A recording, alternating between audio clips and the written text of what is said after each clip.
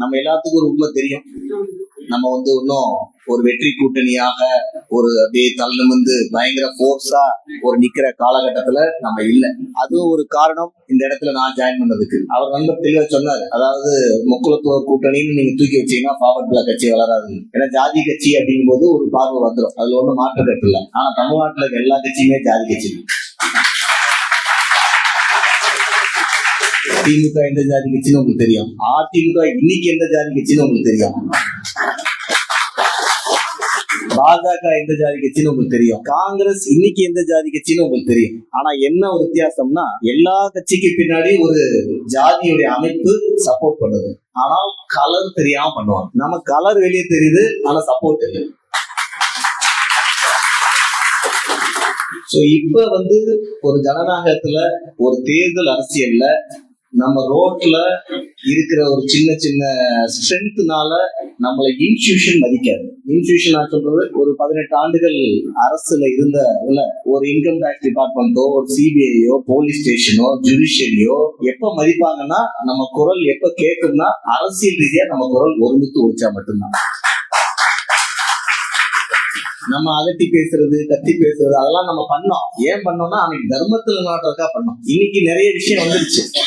அரசியல்ல நம்ம குரல் ஒலிக்கணும். மார்க்கெட்ல குரல் ஒலிக்கிறதுனால பிரயோஜனம் இல்லை, மார்க்கெட்ல ஒலிக்கிறதுனால பிரயோஜனம் இல்லை, அது ஓட்டா ஒலிக்கணும். சமகால அரசியல பாருங்க, திருமாவளவன் அவர்கள் 2 தொகுதியில ஆரம்பிச்சு இன்னைக்கு 8 தொகுதி வாங்கிட்டாரு. அவங்க மக்கள் தொகை கூடிடுச்சா? 20 வருஷத்துல அவங்க மக்கள் தொகை 4 மடங்கு கூடிடுச்சா?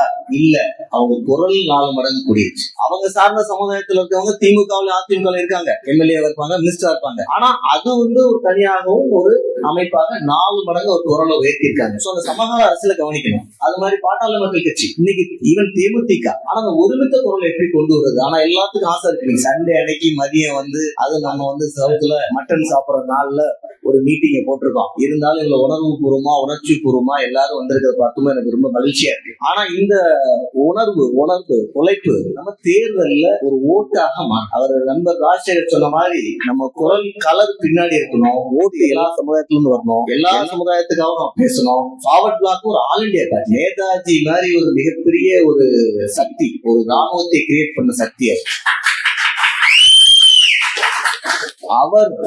அவருக்கு அப்புறம் இங்க பசுமன் தேவன் அவர்கள் எடுத்ததுனால இன்னைக்கு ஒரு நம்மளுடைய கட்சியாக பார்க்கப்படுது. அந்த பார்வையை மாத்துறதுக்கு நம்ம அனைத்து முன்னோடி தலைவர்களும் அதை பத்தி யோசிச்சு இந்த பார்வை எப்படி மாத்துறது, எல்லா மக்களுக்கான கட்சியாக எப்படி மாத்துறது. ஏன்னா இந்த ஒரு கட்சி தான் தேசியம் தெய்வீங்கிறத தொடர்ந்து வலியுறுத்திட்டு இருக்கு. ஒரு மாற்று கருத்தாக, ஒரு இந்திய அரசியல்ல ஒரு மாற்று கருத்தாக 1955 இதே கட்சி காங்கிரஸோட இணைக்கப்பட்டது. உங்களுக்கு எல்லாம் தெரிஞ்சிருக்கும் வரலாறு. பசுமன் தேவர்கள் இங்க இருந்து போய் மீட்டிங் போட்டு இணைந்த கட்சியை திருப்பி எடுக்கிறார். அப்ப அவர் சொல்ற வார்த்தை என்ன? நேதாஜி சுபாஷ் அவர்கள் ஒரு காரணத்துக்காக காங்கிரஸ்ல இருந்து இது பிரிக்கிறாங்க. அந்த காரணம் இன்னும் உயிரோடு இருக்கிறது. அது உயிரோடு இருக்கும் வரை இந்த ஃபார்வர்ட் பிளாக் தனியாக இருக்க வேண்டும்.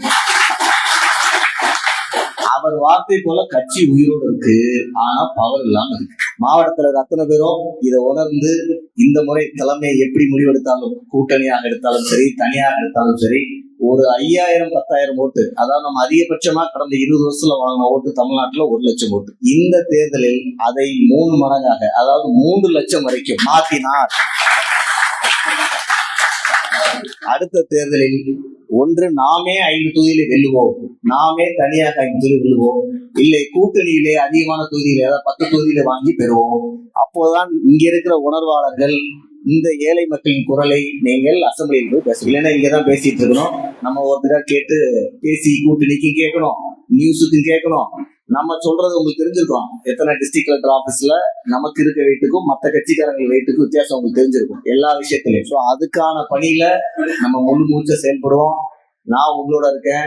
என் கையில ஒரு 25 வருஷம் ஆண்டு ஒரு ஆக்டிவா இருக்கு. அந்த 25 வருஷம் ஆண்ட இந்த ஃபார்வர்ட் பிளாக்கை மீண்டும் தமிழ்நாட்டில் மிக உயர்ந்த இடத்திற்கு கொண்டு செல்வோம் என்ற உறுதிமொழியை தேவர் முன்னால் எடுத்து, நேதாஜி அவர் முன்னால் எடுத்து, நான் எதுவே ஜப்பான் போனேன்னு தெரியல, ஜப்பான் போய் அவருடைய அஸ்தி இருக்க இடத்தையும் நான் போய் பார்த்தேன். ஸோ அது அவங்க ஜப்பான் மக்கள் அவருக்குன்னு ஒரு தனியார் கோயிலை கொடுத்து, அந்த ஆகஸ்ட் 17, 18 மட்டும் திறந்து அது பூஜை கொடுத்து, மற்ற நாள் தொடர்ந்து அது ஒரு மாதிரி இருக்கும்னு சொல்லி ஒரு மிகப்பெரிய மரியாதையை கொடுத்து வச்சிருக்காங்க. அந்த மரியாதையை நாம் உயர்த்தி காட்ட வேண்டும். அதுக்கு நம்மளாம் ரெடியா இருக்குமா?